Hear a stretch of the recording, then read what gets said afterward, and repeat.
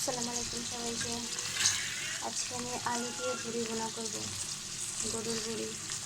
তার জন্য আমি বড়িটাকে একটু ভেজে নিচ্ছি। বড়িটা রান্নার পূর্বে এরকম একটু ভেজে নিলে তার টেস্টটা বেশি ভালো হয়।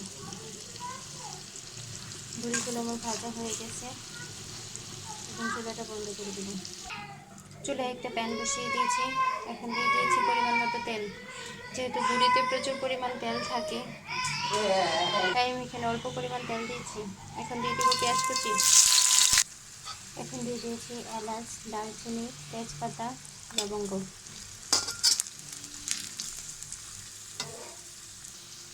এখন দিয়ে দেবো আদা বাটা, রসুন বাটা, পেঁয়াজ বাটা।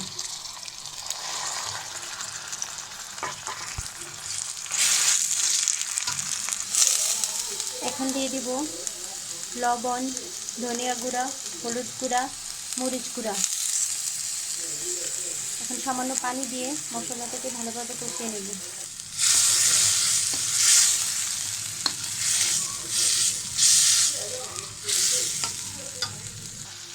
মশলাটা কষানো হয়ে গেছে, এখন দিয়ে দিব আগে থেকে বেজে নেওয়া বড়িগুলো। এখন সামান্য পানি দিয়ে এটাকে সেদ্ধ হতে দেব। এখন দিয়ে দেবো আলুগুলো।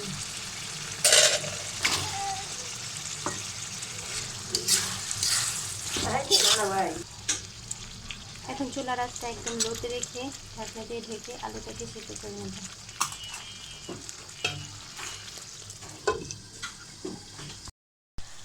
এখন দিয়ে দেবো গরম মশলা গুঁড়া, জিরা গুঁড়া দিয়ে ঢাকনাটা খুলে আলুটাকে লাল করে ভেজে নেব।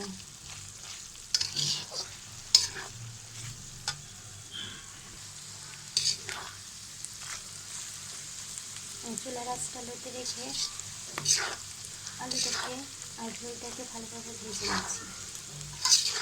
যত ভাজা ভাজা করা হবে তত বড়ির স্বাদটা আরও বেশি হবে।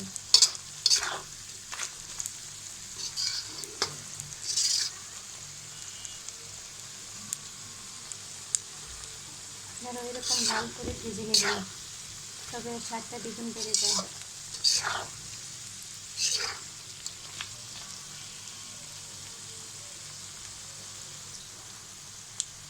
লাল করে ভেজে নেওয়া হয়ে গেছে,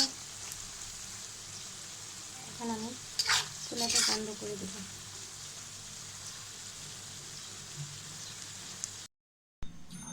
তৈরি হয়ে গেল খুবই মজার ভুড়ি বোনা। আপনারা বাসায় অবশ্যই ট্রাই করবেন আর আমার চ্যানেলটাকে সাবস্ক্রাইব করে দেবেন।